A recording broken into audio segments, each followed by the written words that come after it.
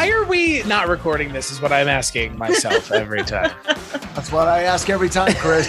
I lost it by like 2 minutes. You've got supplement material right here, Chris. This is how we open the show now. This is what they're here for. If Steven Seagal were to make an album now, would he be making an album in the country that he lives now, which isn't this one? Does he live in Russia? Yeah, I think so. You can just make an album of traditional Russian folk ballads. Yeah. Why not? Steven Seagal style. Why not? He's going to cover Boney M's song Rasputin. Oh, wow. That I would love to hear. That would be haunting. Rasputin. I don't even know how to... He would whisper it. I was about to say, it would be like that would be his tambourine man. It'd be his Shatner doing Mr. Tambourine Man. That would be, I feel like that also might open a portal to hell if that happens. Like Ivon. God, no, please. Steven Seagal singing anything. What about Charles Bronson singing Rasputin, Richard? I'll listen to him sing anything. Yes. Hey, Pally, it's me, Charles Bronson. He's great, right? You make him sound like Jackie Mason. But I don't know. Isn't that... I'm doing the voice of the character from The Simpsons that's supposed to be Charles Bronson. That's totally Jackie wish Mason. I was dead. I don't know what Charles Bronson actually sounds like. That man doesn't talk very much. He sounds like a real man, Chris. He's a real fucking man. So on this episode of the Kulturecast, I am your host, Chris Stachiw. I'm joined, as always, this month for Bronson by my two good friends. He is from DC's Titans. Writer, executive producer, Richard Hatem. hello, Polly. It's me, Jackie Mason. I mean, Charles Bronson. I don't even know what Jackie Mason sounds like. So you're exactly like what I just did. okay. Cool. And also from Pulp-Serenade.com, Cullen Gallagher. Howdy. And all the way from Mondo, Heather and Diabolique, Heather Drain. Hello.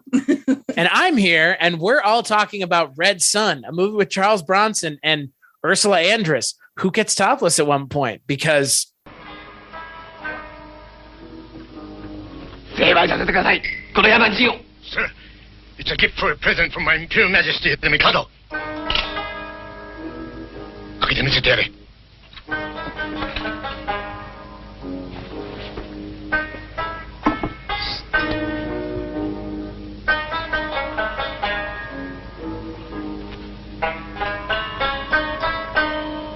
Oh, gold. Real gold, huh?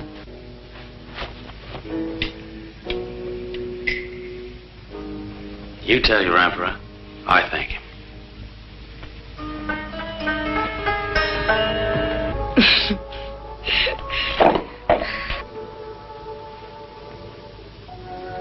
Now we take off yours.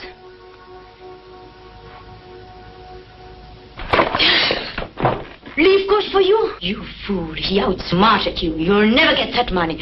Don't move. I kill you. I swear I'll kill you.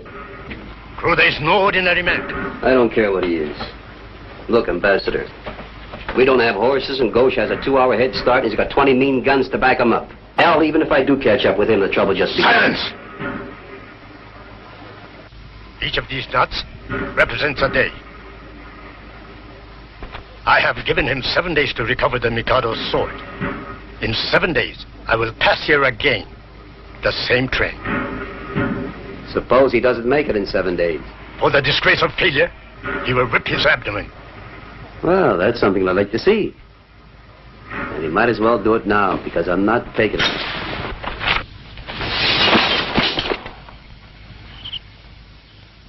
Son of a bitch.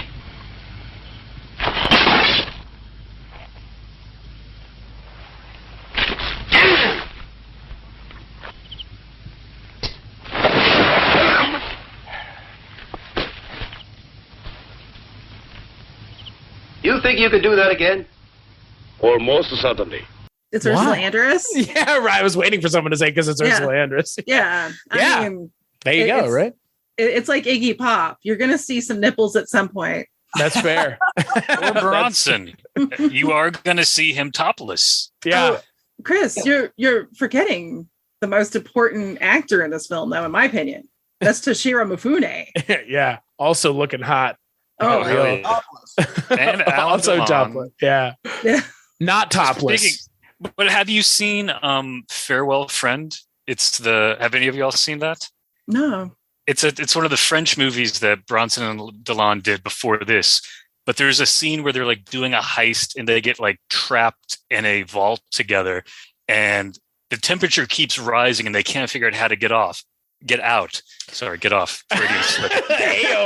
They both start taking off their clothes. And they're taking their clothes off. And you just see both of their bodies just like covered in sweat, and it is a sight. Those two beautiful bodies. I love that scene. Straight man here. You were talking about getting off. You were talking about getting off. We just didn't know it until you were done. If I could have Bronson's physique when I am the age he is in this movie, I would be a very happy man, but never going to happen in my life. Geez, we were saying about the last movie we watched, Hard Times. Good Lord. Charles Bronson, peak physical specimen at 54, whatever he is in this movie. Right. Now, Red Sun precedes Hard Times by a couple of years, right? Yeah, a couple years, yeah. Red Sun is 71, Hard Times 73. Yeah. Let me pull up the actual filmography. Red Sun 71, 75, Hard Times, so 4 years. 75. Yeah, so 4 years. 4 years older. Okay. All yeah, right. in that movie, but he looks. I mean, you can't really tell the difference because he's so in that movie he's age 52. So in this movie he's 48. It's like a timeless human being. He has no age.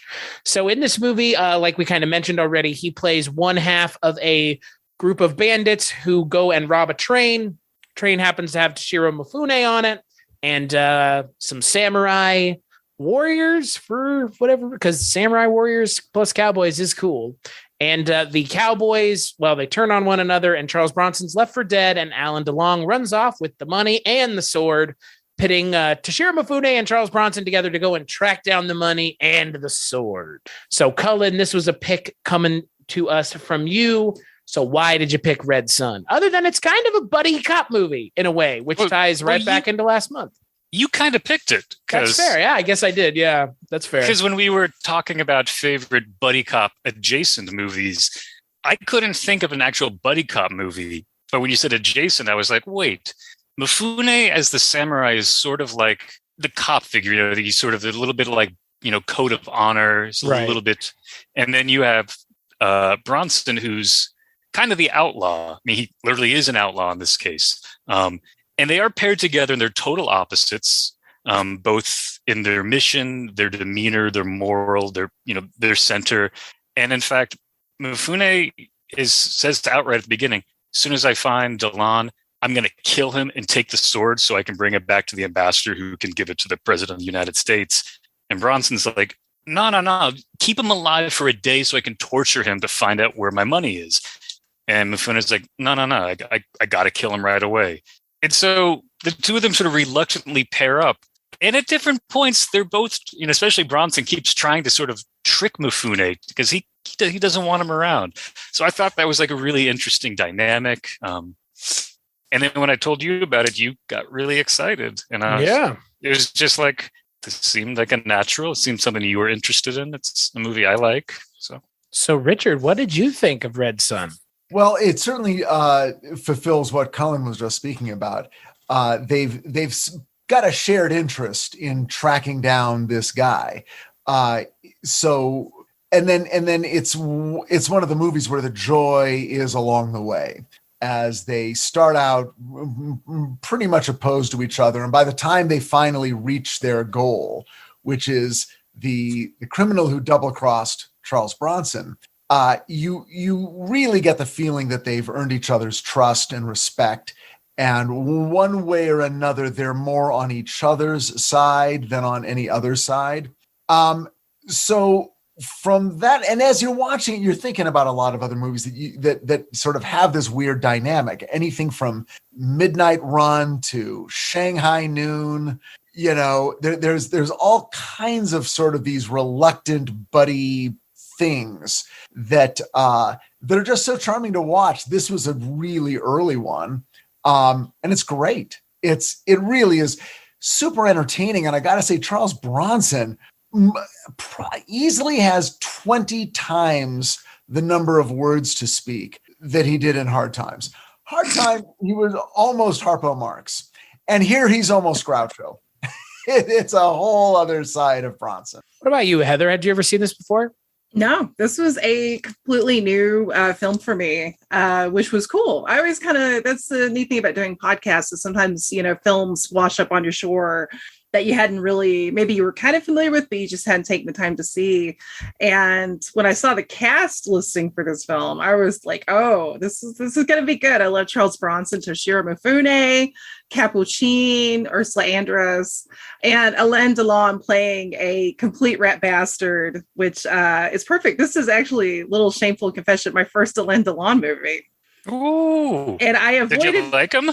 Well, I've avoided watching him for years for kind of a petty reason because I'm a huge Nico fan. And What's the connection? Well, her son, Ari, Alain Delon's the father, and he's denied paternity all these years. The kid and his mother raised him, because his own mother looked at him when he was a baby, and she's like, "That's my grandson," because he looks so much like Alain, and he's, So I've always just been like, wah, fuck that guy, Yeah, I mean that's a shitty thing to do. I love Nico. I think she's a tremendous musician and songwriter and presence. So Team Nico all the way. But he is a great villain. He's obviously very striking looking, and so yeah. But I mean, come on, it's Mifune. It's Mifune all the way. And Charles Bronson, which I found his mustache very fascinating in this because it's a little more. I grew up watching his stuff in the 80s as a kid, so I'm more used to the trimmed kind of like police officer mustache, and this was kind of like Snoopy's cousin Spike. It's totally like once you see it, you can't unsee it. You're like, that's a Spike stash, and I'm living for it. Yeah. God, you nailed it. That's exactly what it is. Well, but he's out west. He doesn't have access to a razor all the time. He's living on the rough. It works. It was perfect. It was perfect. I mean, at least he didn't have imagine if he had a soul patch. Oh, wow. I will say this continues the tradition of women not having a really great time at all. No. A great time or even anything really to do at all. I mean, look, Ursula Andress has something to do, which is be a Hellcat, but it's not like you come away feeling that she's a heroic character. I mean, you don't like her either. So yeah. She takes every opportunity to show who she's actually aligning with. They're in here. Shoot them. It's like, all right.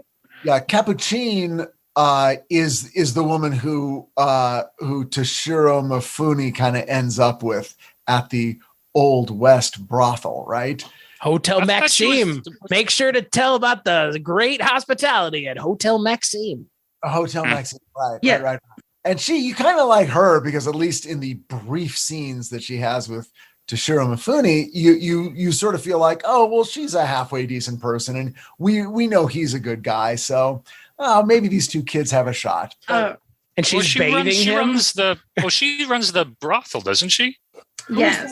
Well, what's it? Maria. I'm trying to remember the actress's name. Her character's name is Maria, and I only remember this because she got to bathe Toshiro Mifune. Monica Randall, yeah, she's the one bathing him. Yeah, I was just like, "Oh, you're so beautiful," and it's like, yeah, because those your girls skin is almost as white as mine. Yeah, that was weird. That was a little weird compliment. But yeah. they're getting some rangy ass dudes in that brothel. So you got Toshiro Mifune. She was like, oh, this guy takes care of himself. Look, he's got his hair up. I was afraid. I thought she was going to say, "You're as hairless as I am." That's what. Wow, the Old West, folks. Yeah. Yeehaw! Christ. What man would not want to hear that from his lover? Right. Hey, I've heard it many times. Oh my God, Nevin. Ladies and gentlemen, this podcast is blue. So blue. We're just getting started. Yeah. we're already just scraping the bottom of the barrel. You've already heard me talking about getting off. So it started on the right foot, really. It's less Red Fox, Sanford and Son, and more Red Fox, like with this album, You Gotta Wash Your Ass. And he's by a donkey's butt on the cover. It's amazing. I would frame it if I owned it. And I quote, you just gotta wash your ass. So Heather, I was curious because I didn't really ask you, what is your exposure to Charles Bronson? Because you kind of mentioned you watched Bronson, at least mustachioed Bronson, not Snoopy mustache. Or Spike mustache. I love Spike stash. No, when I was real little, my household was very much, my mother rented a lot of action movies and horror movies. And Charles Bronson was her favorite. In fact, no joke, in one of her family albums, like there's a picture, she got a sign, like I don't know if it's signed, but it's like a 8x10 photo of him from Death Wish 2. And it's like right next to me, like opening presents at my birthday party at Chuck E. Cheese, like, or Showbiz. It was Showbiz Pizza then. Showbiz Pizza. Yeah. So that tells you the kind of like love for the Bronson I grew up with. So yeah, I mean, just, I remember 10 to Midnight, which I was way too young. Holy shit. I look back on it now and I'm like, they let me watch that. Okay, cool. Didn't mess me up too bad, but it's just like all of that great kind of canon era Bronson. It wasn't until I was like much older and really getting into film history that I was like kind of like, oh man, he's got, obviously he has this huge career. I mean, he's in House of Wax. Yeah. Which is a trip to, I mean, when you first see that and realize that's Charles Bronson, that's just like a whoa moment. But yeah, I mean, he's like, I think he's one of those great, just real sort of rough-hewn, testicular, fortitudinal character actors that we just don't really have a lot of, I think, nowadays. Like, he was a part of a special breed for sure. Were you saying that Tom Cruise is the last action hero, or whatever that article is? That's kind of, I mean, that's kind of what that is, right? Like, they don't make them like they used to. You know, if you were a Old West brothel woman, you would say, you're as hairless as me to Tom Cruise. Are you referring to the New York Times article, Chris, or the multiple articles about him? The New York Times article where it's like, he's the last of the action heroes, Tom Cruise. That's what they said. And it's like, okay. They went further, at least because there was a couple of there's just Tom Cruise love, but one of them says he's the last actor that people go to because he's in it and not the franchise. But they're saying that about the guy who's in Top Gun Part 2 and is also in Mission Impossible. And by the way, so like a lot of movies that have not opened. Mm-hmm. The Mummy. And that's an example of one that at least has some, genre IP behind it. He's done a lot of one-offs that were just like, I'm just an actor, and action movies too that have not been huge hits. So, like American Made. You remember that movie? I do. I don't. But where he was like a drug smuggler in South America with a plane or something. I guess he wasn't. I don't know.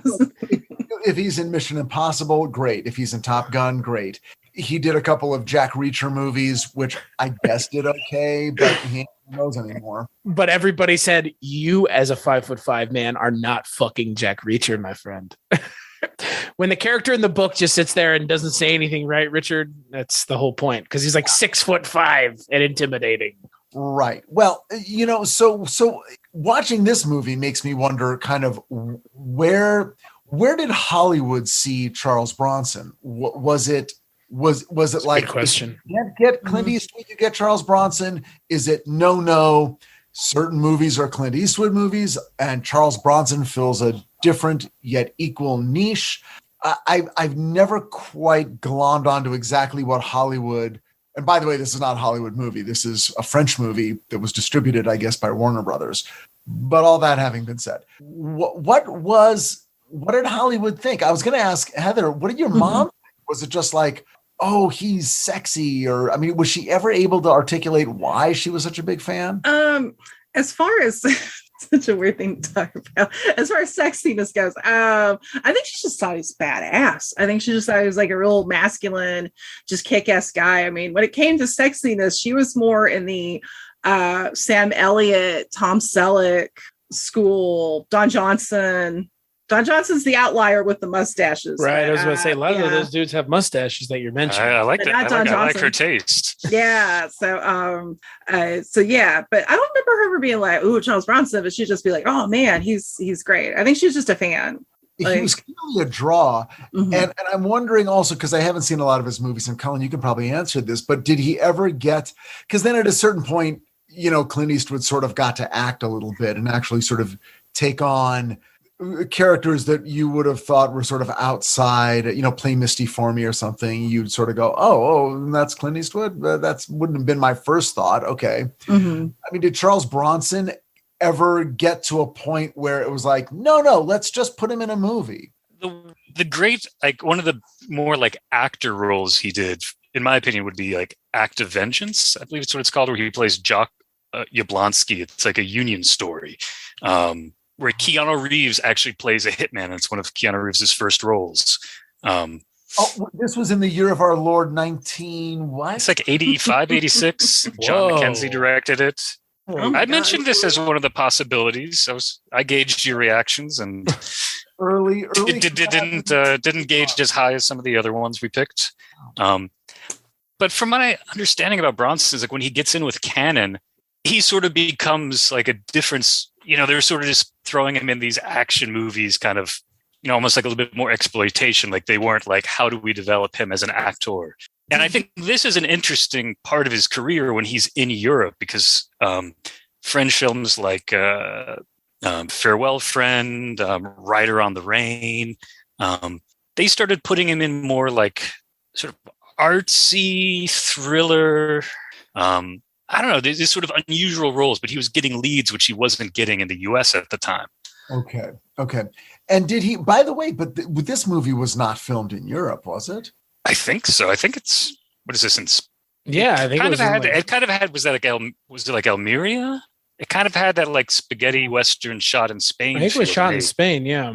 Oh, okay. That makes sense. I this one's assumed it was Arizona. But this is also interesting because you have Bronson, the American actor who's now in Europe, and he was bigger there than he was here.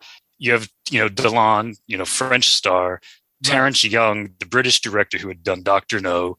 You have Ursula Anderson, Capucine, who were huge. And you have Mifune, big star in Japan. Bronson was also a huge star in Japan. Mm-hmm. And this is the Mandem 7-inch for All the World Loves a Lover, which we saw the commercial of that. I sent that to you guys earlier. And the 7-inch even comes with the sheet music, so you can play along to the Bronson commercial.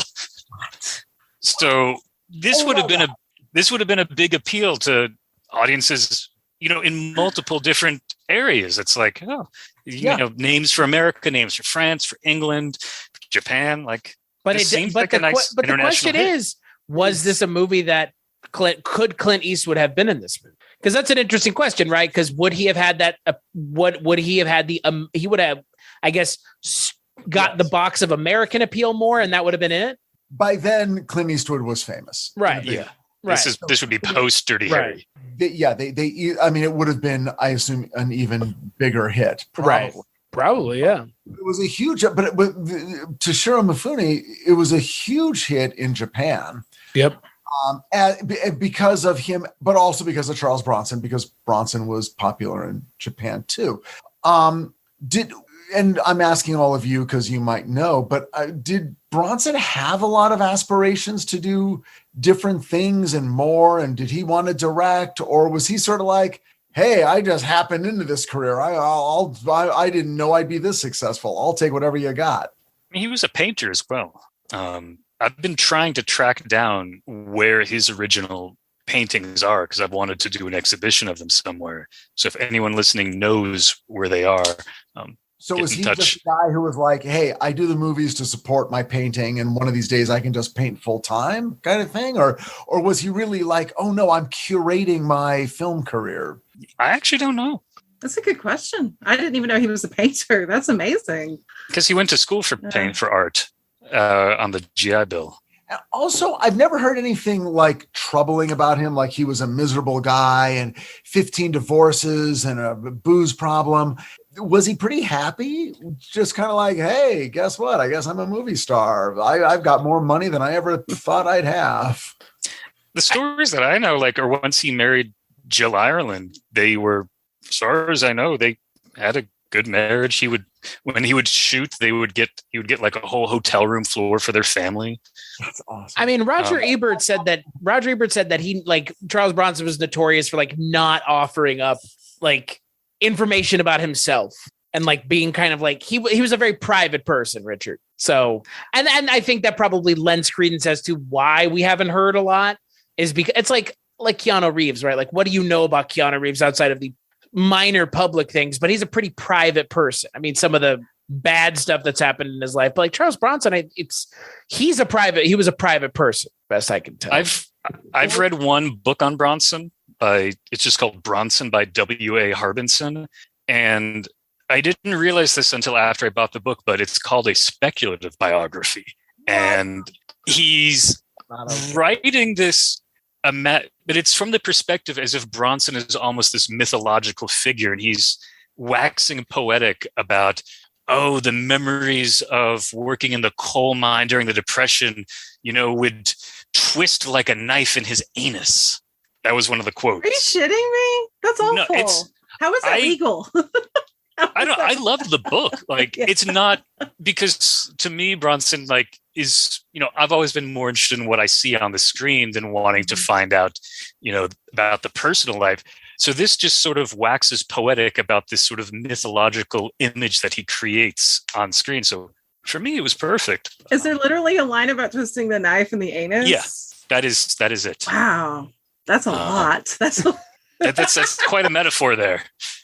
I don't know how to feel about that personally as a writer, but I don't know.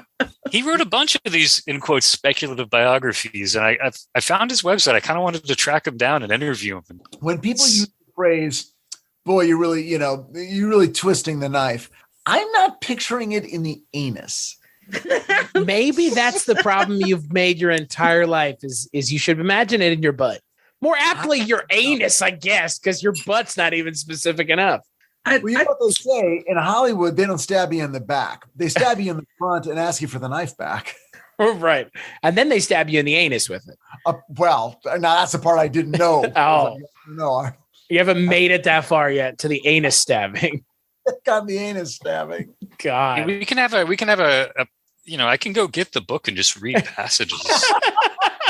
But I liked the book. Like I'm sincere. Like, I really enjoyed his writing in the perspective. Like, it did for me what I wanted.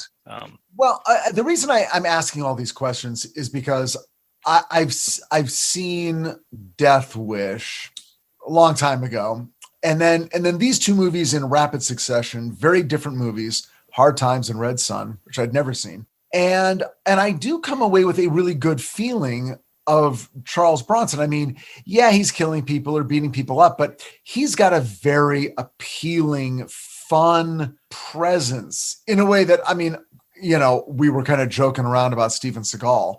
I've never found him appealing on any level. And if there was a joke with him, I don't think he's in on it. I'll put it that way. I thought you were going to say you don't find him fun on any level. And I was like, that too. No, he's not. I mean, he's devoid of fun. I'm engaging. I find him weird, and I'm always at arm's distance. Where with Bronson, almost counterintuitively, I'm like, I kind of like this guy. I kind of trust him. I'm on his side. I'm in.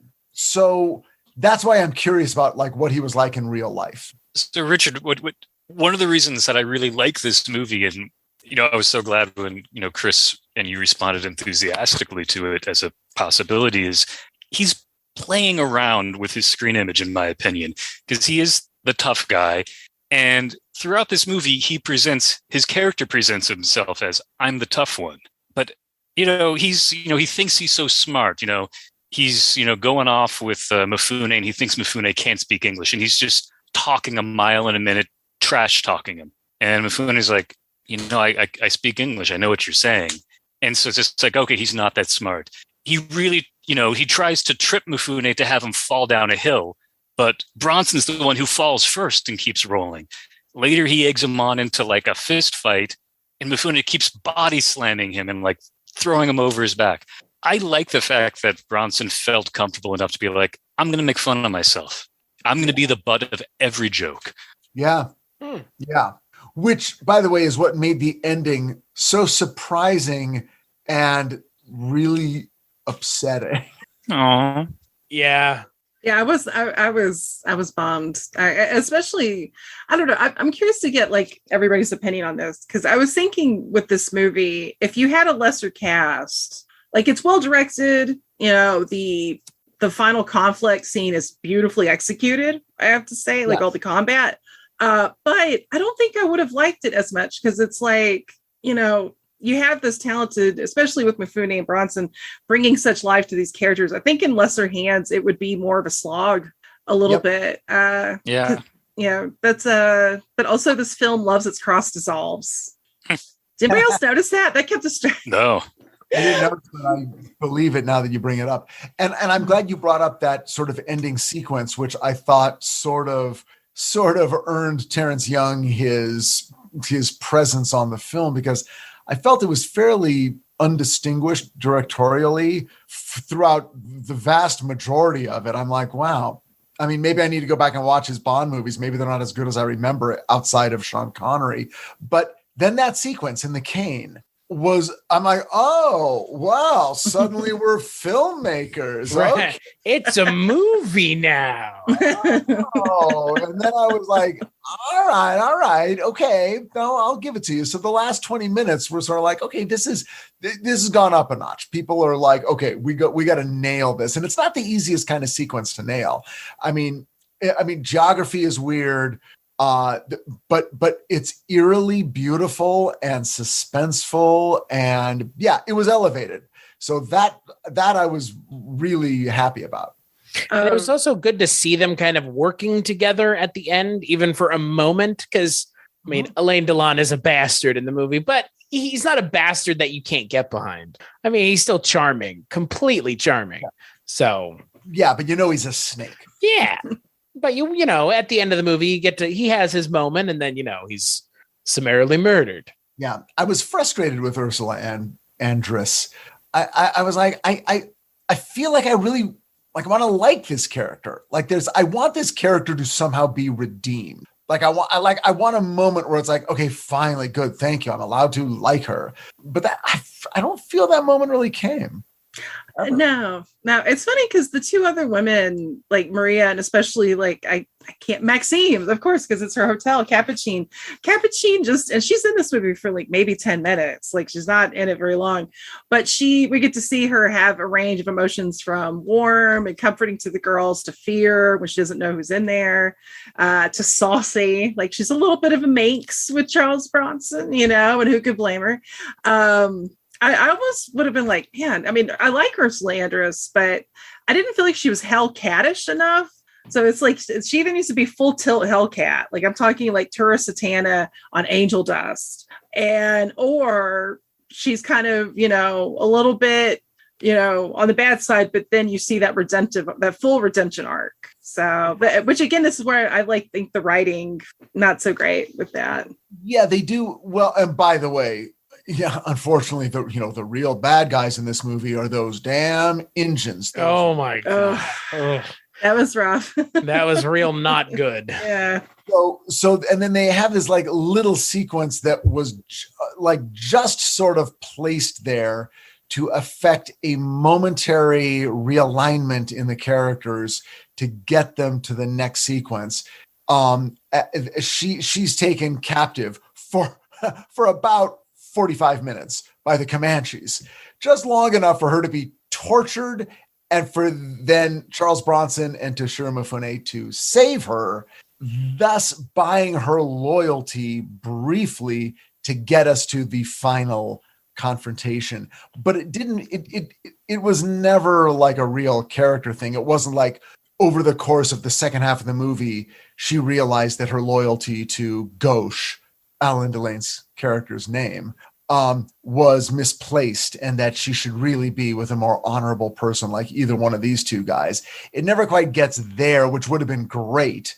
I wish that, and that could have played a key role in the final climax, but then it doesn't. So we're kind of left like, okay, well, we didn't like you, we still don't like you, and we don't like you. You didn't like the way that they tortured her, the Comanches, with a leather strap that they got wet.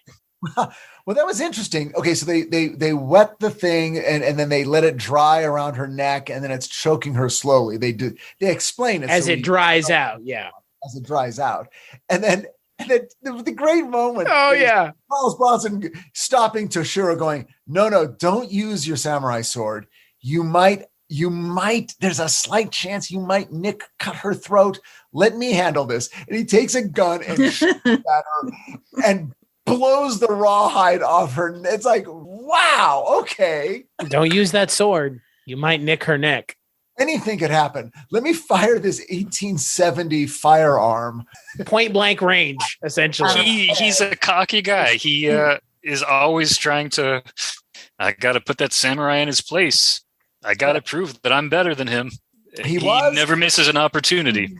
Or a rawhide knot, because he got it, man. He got one shot. I gotta say, I don't dislike Ursula Andress's character. I totally agree that it needs to be better written, and I wish she was more like Tora Santana, but she just wants the money. That's to fair. the very end. And I'm like, at least you want the money. You don't seem to have any loyalty to anybody.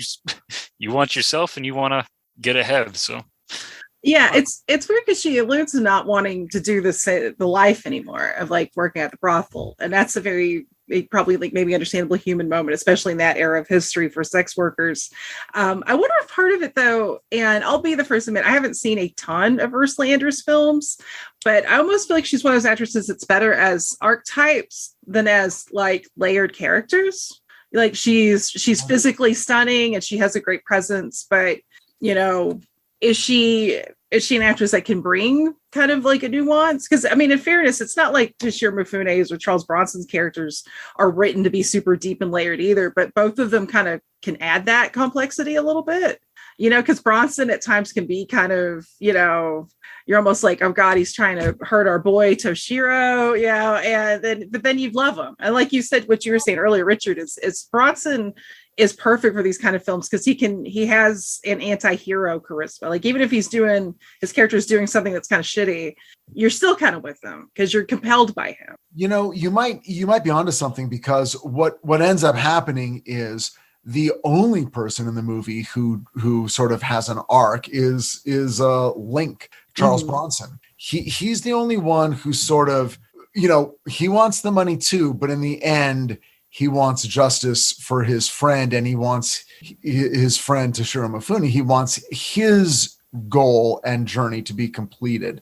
So none of the other characters, well, meaning Alain Delon and Ursula Andress, they never. It's the money. All we want is the money, and that's where Charles Bronson starts, but that's not where he ends. In the end, he's like, the only person who knows where that money is dead, and I'm fine with that. I'm going to make sure this guy's sword gets back on that train where it belongs. And he does that thing. So maybe that was the point, that he's the only one who changes, and everyone else in this godless landscape is incapable of change. But he got to know the character that engineered the change in him. I love that. Holy shit. That's great. I'm moved. I know. That was beautiful. And that scene is so poignant. Like, that's the thing, like, you know, talking about Charles Bronson as an actor, like, you know, you can feel like it's real stoic, of course, but like his, you know, when he realizes his, you know, Toshiro Mifune's character is dying, it's just like, oh, it's so good. And it's like, oh man. And then I'm like, no, not Toshiro Mifune. I know. That's how I felt. I'm like, what? That's not how I saw this going. Oh, but it plays even against the type of the buddy cop movies we watched last month, because I don't think any of the buddy cop movies I watched last month had anybody die. At least not one half of the buddy cop equation. That's normally safe. That's a good point. Mm-hmm. The buddies, they don't die, even though it looks like Mel Gibson's going to knock on heaven's door in Lethal Weapon 2. He doesn't. He comes back for 3 and 4 and 5. Maybe yeah. Still... I was also very surprised by the ending, because the ending was, I that whole scene is interesting because, Toshiro Mifune hesitates to kill Alain Delon, and he looks at Charles Bronson in that split second, and Bronson goes, "Kill him," which is funny because Toshiro Mifune held his honor to the literal last moment. Yeah, literally. Bronson had kept his mouth shut. Toshiro Mifune would still be alive. Because he was about to chop his head right off. He was going to cut his head right off. So I had a question for y'all. In the end of the movie, when Bronson is waiting for the train because he's going to give the sword back, if I remember correctly, he flips a coin, right? Yep. Mm-hmm. So I have my sort of idea about what the coin means. What do y'all think it means? Well, I think it means, am I gonna do the right thing and return this sword? Which I was a little bit confused by what he actually did, but then I kind of did my own research and realized that indeed he was sort of placing the sword in a place where the ambassador would find it. So it's like, that's where they would put mail, right? I guess it was. I don't know enough about trains. Richard's not an 18th century train expert. Among all the things that I am, associate producer, writer, 18th century train expert. I think it's a fun little moment so that he doesn't seem so virtuous that the audience can go, oh, there's a little bit of Wile E. Coyote in him, but we don't know which way. In other words, we don't know if he said heads, I return it, tails, I don't. We don't know if he obeyed it or got the wrong one and said, fuck it, I'll do it anyway. We don't know. What do you think? Oh gosh. Who, me? Okay. All of y'all. Oh, okay. No, I too was kind of perplexed by where he placed the sword. I was like, okay, I get, he'll see it. I was like, is the coin flipping? Am I going to confront the man in person and hand it to him? Or am I just going to leave it? Am I going to do like what me and my husband call an Irish rollout? Like if you're at a party. Irish goodbye. Yeah. Just fucking leave. It's the best way to do it. Just leave. Like you don't get bogged down with I'm getting ready to leave. I'm going to go say goodbye to everybody. It's like, see you later. Like a fog. So, but what you're saying, Richard, makes more sense. So I don't know. I thought that was an odd ending shot, to be honest. Yeah. I don't know. I mean, I'm fine with it. It doesn't ruin anything for me, but I don't know if that's the choice I would have made. But then again, I didn't direct Dr. No, so I should probably just, But it's not a very good shot. It looks vaguely out of focus, and it's not a beautiful elegiac. It's not exactly what you want. No, it's just hanging there. There's not even a tighter close up to see the gold. You're right. The gold reflecting off the light, or the look of the diplomat to where he's, that's the thing. That's what you should have had. I kept expecting to see the diplomat have a poignant moment where he realizes, okay, Toshiro Mifune honored the request, but he is not with us. He died doing this. Right. But we didn't get that. You sort of have to go, well, I guess he was afraid he was going to get arrested or something. And so he has to be the mysterious man. Leaving it in such an strange... I think that's a norm. I mean, to cut you off, Chris, go for it. No, go for it. I think that's I've seen that in other Western movies. I think there's a device on the train that if there's a message, it catches it. I just think I think I'm with Heather and Richard on this. I just don't think it, for as significant as it is, because it's the final shot of the movie and we're finally seeing where the sword is. It's a poorly constructed shot for how important this should be. Yeah. Because this is the final shot of the movie and we're finally seeing, oh yeah, he did leave the sword. Should be more to that, just a little bit more, because it's the MacGuffin of the entire movie, effectively. What you do is you get the sword hanging there, and then behind it, like a real long lens, you get kind of like the Raiders of the Lost Ark, you get the red sun setting. Oh. And then somebody points to it and goes, wow, look at that red sun. And you get the titular line. But then you need a theme song over the credits. All right. Oh yeah, but then the theme song by Maury Law. What's the guy's name? Maury Laws from Rankin and Bass. I'll have him do the theme song. Red sun, ivory ape. You know what though? What's funny is, Richard, we just watched a movie similar to this with Bushido Blade. And they even used the term Bushido a few times. I'm like, wait, what? What's happening? Bushido Blade is back? Where's Mike Starr with his orange hair? But and his insane beard is a descriptor. I think it means something else. Like it might mean like honor or of honor, because they weren't calling it the Bushido blade. That's freaking me out. I think what I like the most about this movie is the kind of final 30 minutes, because it does kind of start. I enjoyed this movie. I think this movie's a little long. It's like 2 hours. Yeah. Two in like a couple minutes, maybe. Yeah. And normally there's nothing wrong with that, but there are points in this movie where it drags. Like the scene at the hotel seems to go on for a while. Well, there was a lot of kind of reliance on, well, okay, yeah, let's bring in the Indians.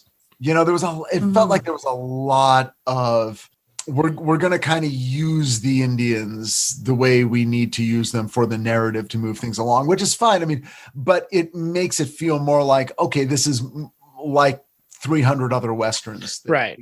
It's steering into the conventions of Westerns that it's like, they don't have to go to a hotel where there's sex workers and there's this whole bathtub shootout. Like, you don't have to do that. They do. And that works. But like, yeah, to your point, like then there's some stuff where it's like, the Native Americans were not part of this at all up until 20 minutes from the end. It's like, where did that even come from? Right. And then it became a big. Then it's like the whole last third of the movie. Yeah. The Comanche are coming back to get revenge on our guys for having stolen back Ursula Andress and it's sort of like, wait, what's happening now? Which was fine, because you get for 5 minutes, you're like, oh, maybe they're all on the same side. Maybe Ghosh and Link and Karoba are all going to somehow find common ground together. But I think even in the moment, now Ghosh is he's gonna stab them in the anus. It's as if he's so Ghosh. He's so good. Did anybody else find that funny? His name was Ghosh. That's so Ghosh. Yeah. And man, Charles Bronson barely even hesitates. He just shoots him right in the fucking head. Just bang. And it doesn't even hesitate. He's like, I don't care where the fucking gold is. Fuck it. Going back to the brothel scene. What was that drink? The pokey? Polky. I looked it up. Polky. It doesn't exist. It's not a thing. I didn't think it did. It's like, is it soup? Is it liquor? Tastes like horse sweat. It's like homemade hooch, I'm assuming. I guess. I mean, there's that thing in a lot of these kinds of movies, right? Like in Fletch Lives, it's Kickapoo Joy Juice, moonshine, whatever. There is actually there is a soda called Kickapoo. Yeah. That is a real Abner or something. Yeah. It is. No, he's right. He's 100% right. Little Abner. I think one of the schmoos made it. But polky is not, best I can tell, it's not a term that's ever used anywhere else to refer to liquor, but I'm assuming it's some kind of liquor, because Toshiro Mifune says like, I have to be, right of head tomorrow. Right. Like clear-headed. Yeah. Yeah. Charles Bronson's like, I'm just going to drink. He's like, give me the polky. Give me that liquor. Give me that hooch. They should have used the polky as like a weapon. Like he could have spit it in Alain Delon's eyes or something. I mean, that humor wouldn't have been out of place, because parts of this do get a little slapsticky. Yeah, they kind of do. Those are my favorite parts of the movie. I feel like just their chemistry together. Yeah. Unlikely, but it works. Yeah. Absolutely. I don't think watching like Seventh Samurai, I would have been like, oh my God, it's got to pair him up, Bronson, and there'll be a good comedy duo. But somehow it works. It does. It's hitting me. Alain Delon's a good balance, actually, because I think if you would have had him played by somebody, say like a Tom Atkins type or a Lee Van Cleef type, like it would have been so much testosterone on that set that like the women would have all ended up randomly pregnant. Like the Immaculate Conception would have happened. Like they'd be like, but yeah, having him play like a snake weaselly character, it makes it less about him being physically intimidating. Which I like, because he's kind of wily and pulls the money out. He pulls the rug out from underneath Charles Bronson. So I personally like these revenge stories where it's like a wronged partner is chasing after the other one. It's a very Italian job. I mean, there's the one way you look at the movie, which you guys were talking about, which is okay, this is a true international production. We're plucking stars who are popular in all of these different places on the globe. But if you do say that, I think they did a great job. It wasn't like, I don't think anybody was miscast. I think, everyone, they were trying really hard to get the most charismatic people for these roles. And I think they did. I think they did a great job. Yeah, I really like Toshiro Mifune in this, and I haven't seen him in enough stuff, to be perfectly honest with you, but he works really well against Charles Bronson, who, like you've mentioned, Richard, like, I don't know how to put my hands on what Charles Bronson is for me, because he's just so kind of strange, like animal magnetism or something. Like, I don't know what it is. Like, he's a weird actor, but not in a bad way. It's just like, I can't put my finger on it. He has a very nice smile, I think. I was about to say the same thing, Cullen. Like, he's always got that smile playing. No, he does. He's always got this little smile on his playing on his lips. Like, is it in Death Wish 2 or 3 where there's an infamous scene where he comes to the romantic interest's house and she's cooking chicken? And she asks him, "Do you like chicken?" He's like, and he just like, "Yeah, chicken's good. I like chicken." I can't remember. And the next shot, my friend Kevin always laughed about it because the next shot, it's like this desiccated carcass. Like it's like, damn, he went wild on that chicken. He was not joking about liking chicken. So Heather, I have a fan theory about those 80s canon movies. He has really nice sweaters in those movies. And Jack, like outdoor, where I think like Messenger of Death, he has a really nice like winter coat, and I've always just wondered, like, is he just like being like, okay, I want these for my wardrobe, I'm gonna take these home afterwards? I mean, I think that's a sound theory as any. Like, I just always liked his wardrobe. They look very comfortable. The clothing, it's not like nice, flashy, like like Hollywood action star clothing. It's like, this is some like good like LL Bean dad wear. Yes. In an action movie. The Charles Bronson J. Crew collection. The Dad Bod collection by Buczynski. God. But Chris, to your point earlier though, he does have something that is really hard to put in words. And I think it goes back to, like you said, Heather, like, he's in House of Wax. He would have these small roles, but he always stands out in them, even when he doesn't have dialogue, even when he's only on screen for a few minutes. I think that's why he had such a prolific career in Hollywood. And it took him going to Europe in order to sort of break through and, become the, leading man star type. Well, Sergio Leone offered Bronson the role of the man with no name originally. And Bronson said no because the script was bad. He was also considered for the role of Snake Plissken in Escape from New York. But at that time, he was considered too old and too tough for the role, which is not a bad thing, I guess.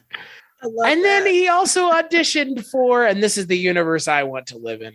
You don't want to know what role he auditioned for a 1978 film that he was turned down for being too earthy. What? Earthy. The movie came out in 78.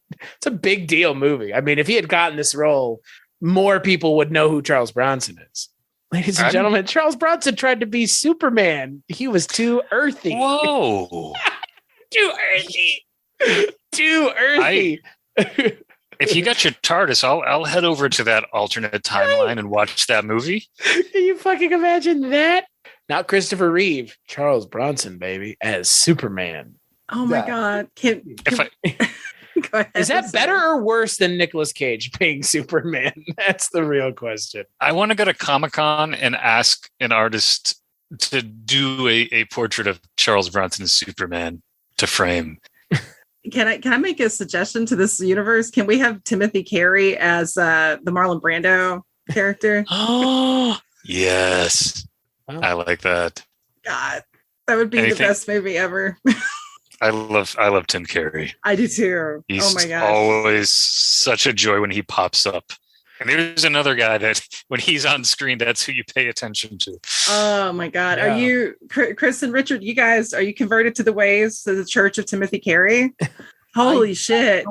I cannot picture him. I'm sure if I Columbo, Richard, he's the diner, the guy who owned Bert from like the first season of the show. I gotta IMDb him. Have you seen Cats? Oh, go ahead. No, go for it, Heather. No, you go. I was going to say, I always think of him in Minnie and Moskowitz. Oh my God, he's so good at that. Yeah, he's in Killing of a Chinese Bookie. He's in Passive Glory. Yeah, no, but you don't forget him. It's like what Cullen was saying. Like, I didn't forget him when he was in Columbo, chopping that lettuce really poorly. Oh God, my favorite TV is when he's on Starsky and Hutch as a racist pancake maker. And no joke, I literally fell out of my chair when I first saw it because he like roars his head like a cobra at one point. That's not the script. Like that's just him. It's beautiful. Why didn't you just tell me he was in Head with the monkeys? Oh my God, Chris, that's a movie I've been wanting to do with Chris. I've never seen it. That's a great movie. Oh my God, it is fabulous. Head is great. It's really weird, but it's watchable and rewatchable for sure. It's one of my favorite movies. I love it. Also, The World's Greatest Sinner, which was the first instance of Frank Zappa to the soundtrack. It's a great movie. It's a fantastic, yes. And just bringing a lot of rock and roll energy. So yes, all hail Tim Carey. Yeah, I would prefer that universe. But I mean, come on. Charles Bronson as Snake Plissken could have worked.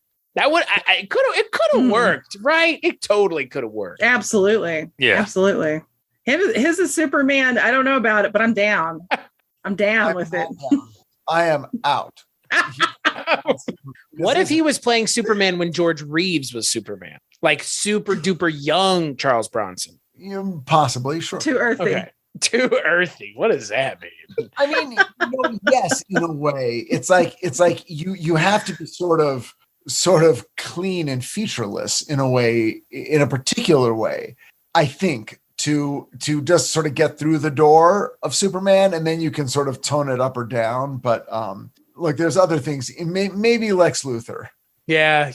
Well, I was going to say, I mean, Brandon Routh he had a big dick, and they had to take his dick away for Superman. So I mean, you know about that. What was the porn version of Superman? No, do you know? Oh my God. I don't know what you're talking about either. So Brandon Routh is apparently very well endowed, and the Superman outfit, form-fitting, they had to digitally kind of lessen his crotch, and that's a real thing. I'm calling some shenanigans because Burt Young apparently had the similar problem when he was Robin, and I think they just had to put like thicker, tighter trunks on him. They could have. That would be way cheaper than doing digital removal. Burt Young throwing. Burt Young, oh God, Burt Young slinging pipe too, though. I love Burt Young. Oh, me too. Burt Young was totally laying some pipe. Okay. Yeah. No, I meant Burt Ward though. Also laying pipe. I've heard that he was quite the trim getter. Well, first of all, look, you're a young, good-looking guy on a network show. Yeah, you're going to get some trim, even if you're not young and not good looking. No, but I mean, he got like extra trim, like super trim. Trim plus one. Yes, he was trim. He was 19, Heather. Well, I'm sorry. With a big old bat problem. He had a big bat, apparently. Oh, long Batman. Apparently. But that's real. Look it up. Look it up. Brandon Routh they had to CGI de-lessen his crotch because I guess it was too much. Brandon Routh he's big waisted. He has a big butt. And I say this out of personal experience. Yeah.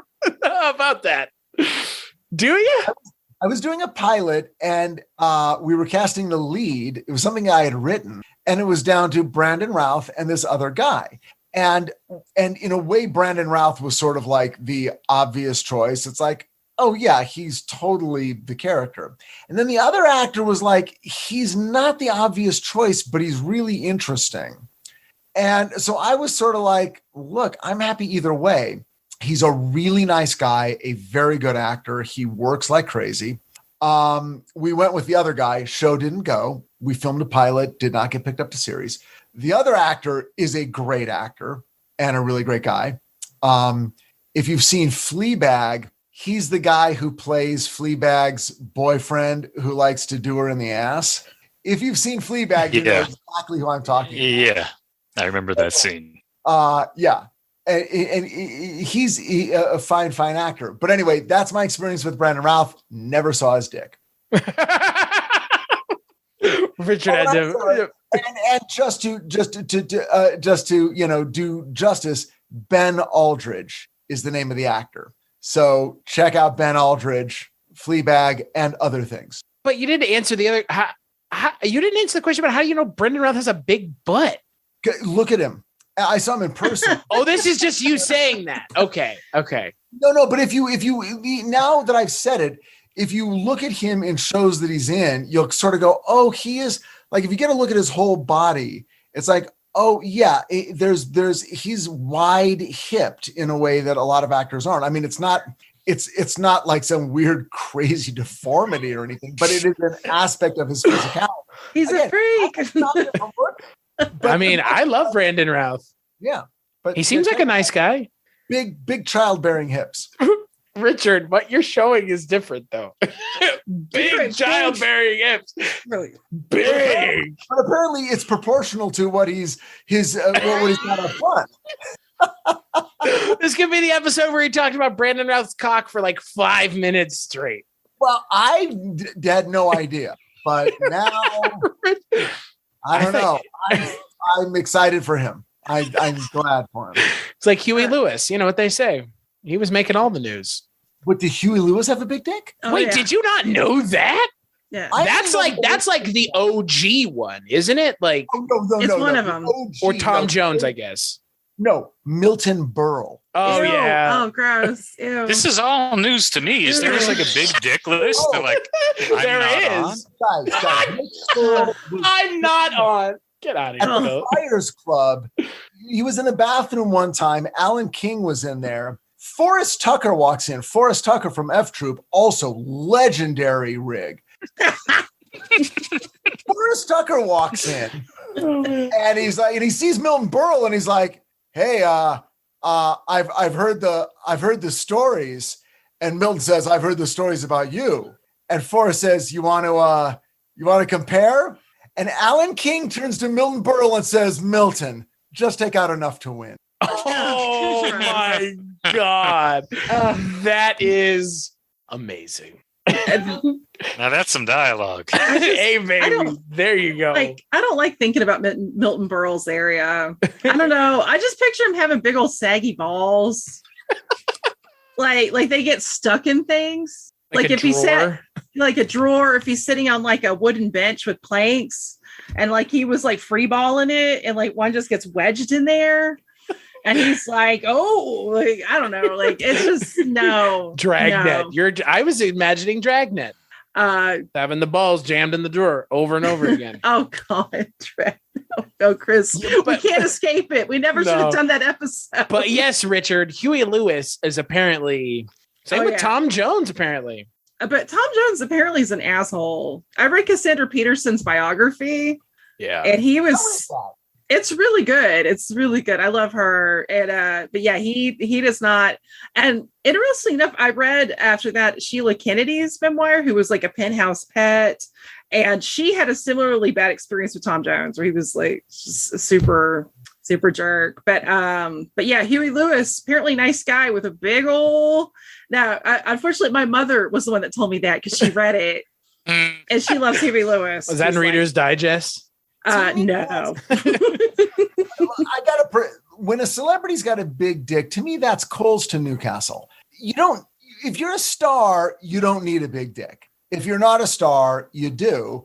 A star, even with a small dick, is going to get all the action they want. But when you're a star and you have a big dick, that's too much. The universe gave you two. It gave you two. Also being having a super big, like, rig, as you say. Rig. Rich, I love that. Rich of fucking truckers all of a sudden. Isn't always like a good thing. Like, it just, because, like, I mean, if a guy doesn't know what he's doing, you're gonna get hurt. It's true. Some of them look really gross. Not all of them are aesthetically pleasing. Not all penises look the same. Hashtag not all penises. I've never had any complaints. Seer of many. This episode has declined. Now, Red Sun is a very The real question is, how big do you think Toshiro Mifune's dick is? Oh my God. Compared to Charles Bronson. I was so jealous. I was so jealous of little Maria there getting to hook up with him. I was like, oh, girl. You know, he smells good too. You know, he smells good. Yeah. You know, I mean, like, cause he never even looks grungy. Like, you know, like this is the West, and he always, you just know he like has a nice woodsy scent, and he gets earthy, one might say. Yeah, not too earthy though. Earthy it can go a little too far. Anybody who's been to any jam band shows can tell you that.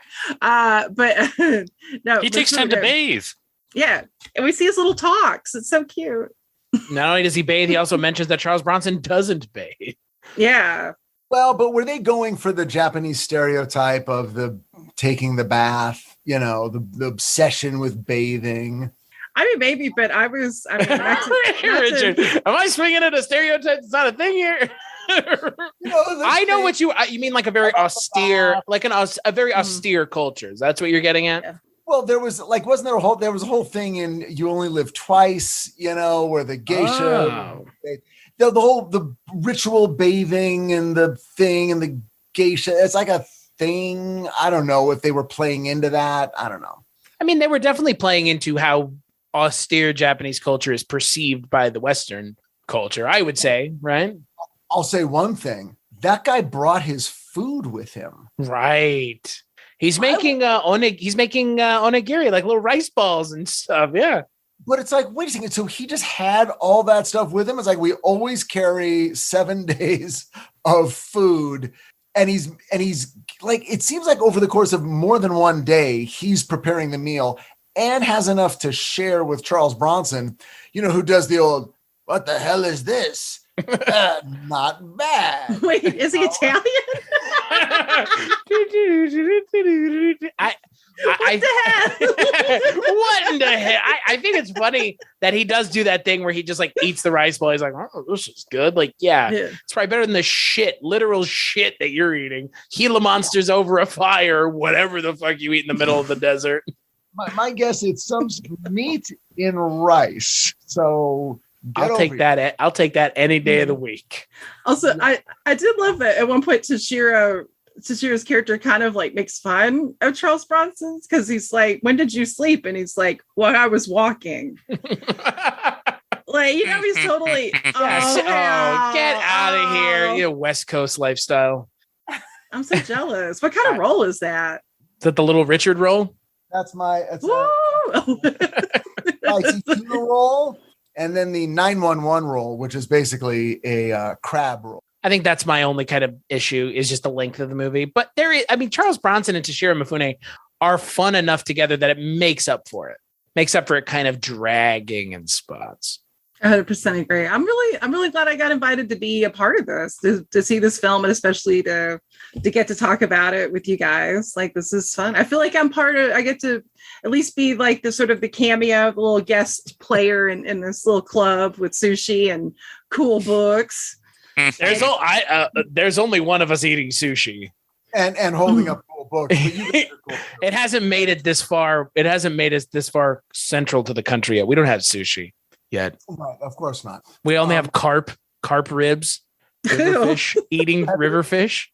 Carp ribs. Having you. You're welcome back anytime, as long as it's okay. This was so lovely to see you again, Heather. It's been way too long since the last one. What about you? What about you, Cullen? What is your final thoughts on Red Son? This is the third time I've watched it in the past year, and I'd seen it several times before. You know, I all your criticisms I think are accurate, and the things that you all like about it, like the humor, that's what holds up for me. Like, the two of them, after whatever I've seen like 6 times, it's still funny. I still enjoy seeing them together, and I think for me it's a strong quality. Like, I enjoy going back to it. Well, like we mentioned last month, this movie could have been last month, really.